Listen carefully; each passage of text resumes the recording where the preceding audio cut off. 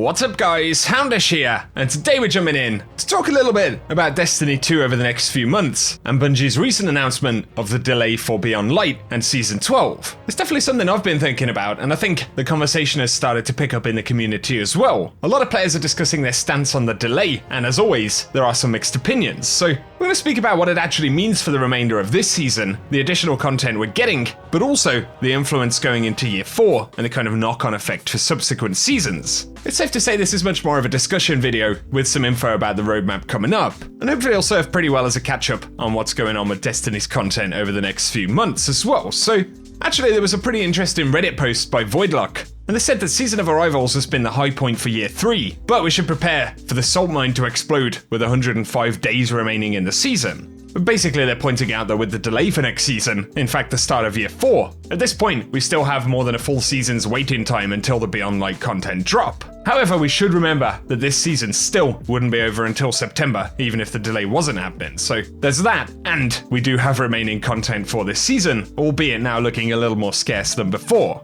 Nonetheless, the season isn't over, and interestingly, we find ourselves in the longest season that Destiny 2 will have had, at least since launch. So potentially kind of the biggest content drought in a way, and I'm not sure that's necessarily the best way to describe it, at least when comparing it to content droughts we saw in the past. And some players also have questions over whether this could affect Beyond Light's content, but also some of why this may be actually happening. Before we talk anymore though, I should preface this video with the statement that it's not about kind of blaming Bungie or some kind of failure on anybody's part for the delay. We have been in the midst of a global pandemic, and Bungie have mobilized and are kind of creating video games from home, which is obviously a pretty incredible effort taking place to make sure that the drops can still land at all. So of course this is something that's touched many people's lives, and again, we're lucky to have the platform. And so make no mistake, this is a discussion about what it means for the game and what we can expect, and not a rant about some kind of wrongdoing or anything like that. I just wanted to clear that up because I think this is still a relevant conversation.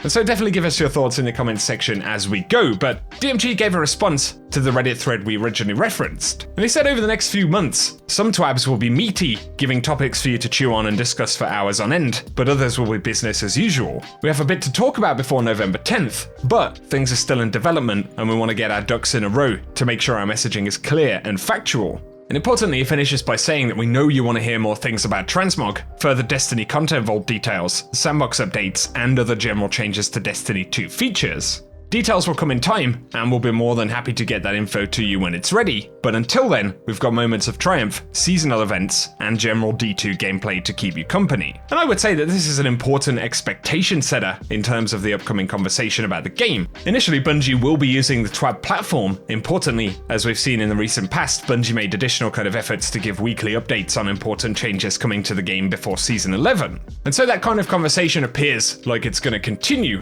but he is adding that they want to take more time to get the game ready and then to communicate more of the important details later in the summer.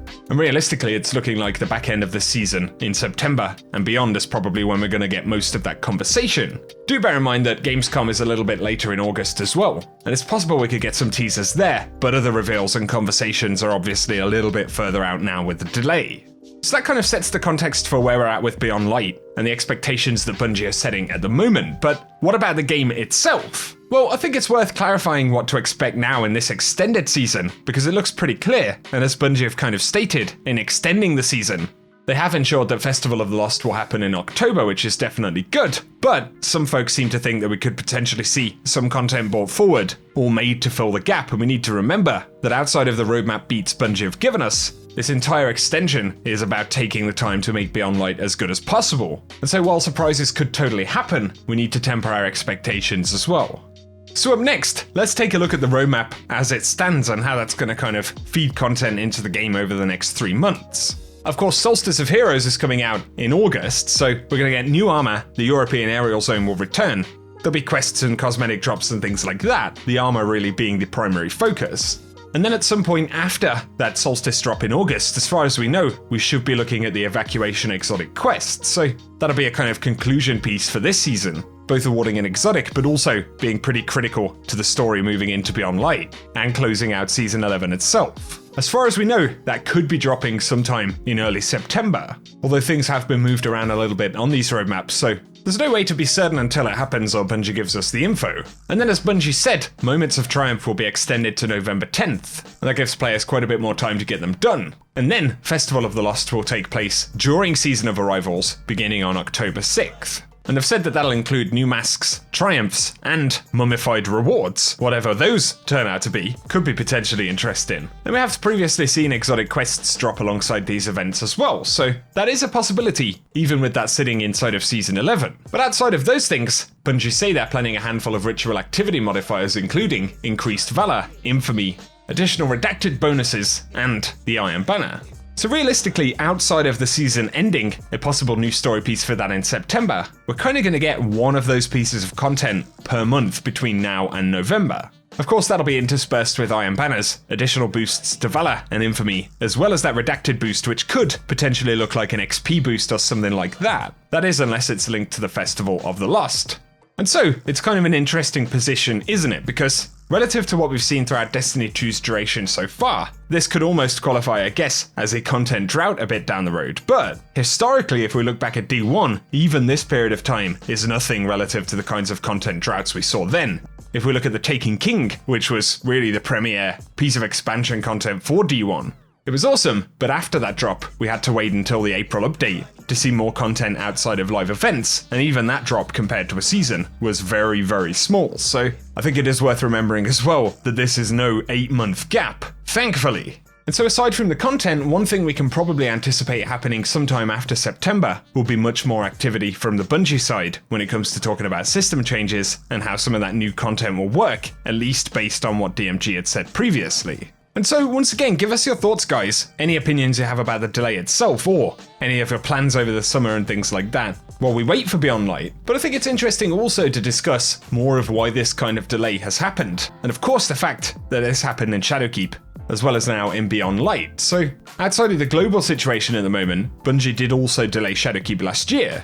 And of course, it was the first major expansion without the help of Activision, but also, it was when they first launched a new light, and there was a kind of major change that Bungie needed to make to the game. And of course, that was a sustainability move for the next couple of years. And that took a lot of technical resources outside of actually developing brand new DLC content, right? So, when you look at this year, it is a similar situation for Bungie, although this time, they're having to trim the fat, and are focusing much more on stripping out older content in a game to make way for new stuff. Once again, when Destiny 2 was originally produced and launched, Bungie probably didn't envision themselves being in a position where they would support this particular game for like 5 years. And so at this point, Bungie are also having to spend a lot of effort on technical upgrades and kind of longer term caretaking of the game as well. They're doing all of that with fewer resources, and that's for both the content but also those technical improvements. And of course, this year sees sunsetting a big rework of the vanilla content in the game, and then the addition of new consoles, which is going to mean 60 FPS on console. And so Bungie have had an awful lot of work to do on Destiny 2 itself, on top of development of pure content or engineering for that. Everything else they've been doing is a huge undertaking, but one which is literally required for the game to live on.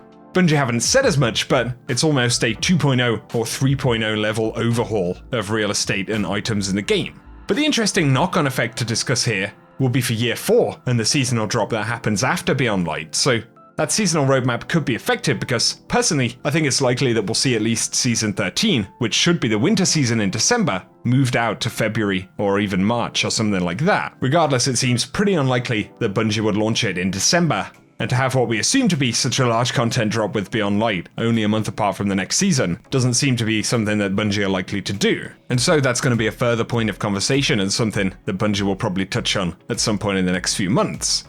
And so again, give us your thoughts on it, guys, but whether you're really frustrated by the delay, which I appreciate some folks will be, right? With a delay like this, it's very much going to depend on your schedule and what works out best for you, but on the most part, considering how much is changing in Destiny 2, there probably hasn't been a better time for a delay right now, right? If you're a player who wants to collect as much stuff as possible, or prep for Beyond Light, of course various planets and reward sources are changing and going away, and if you want to collect exotics, catalysts, or other quest items from those locations being vaulted, now is going to be a good time to do them. Some of those rewards may return, but we just don't know, and they could also become RNG items. So if there's something with a reliable source now that's probably going to go away, it could be worth getting if you're a collector. That's also going to include a bunch of mods in the game, things like the Fallen and Hive mods from a couple of the raids, but also past weapons and armor sets from older raids. Or if you have any titles you want to get while we have some time, yeah, it's safe to say that this is going to be one of the best catch-up periods that we've had for D2, and that's outside of the upcoming Solstice stuff that'll keep us busy for a little bit as well.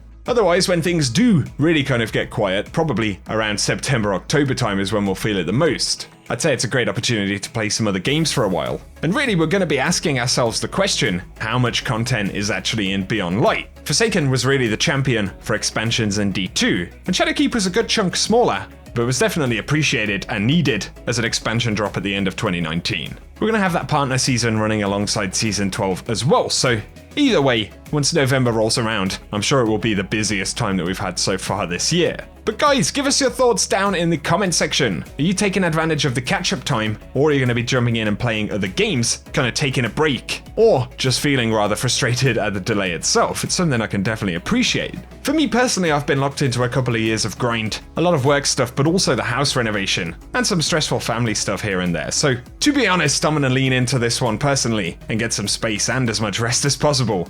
But also, as much sun as possible, man. It's just been raining all summer in the UK. But make no mistake, guys, we're going to be here to hit Beyond Light super hard in November when it rolls around, so feel free to stay tuned here on the channel, hit subscribe and turn on notifications, but otherwise, give us all of your thoughts on the conversation that we've had today. And if you've enjoyed the video, a rating below helps me out as well. Bit of a departure from the typical news stuff that we have, but it's good to get a sense of how you guys are feeling, so hit us up in the comment section. But for now, I hope you guys have an awesome day.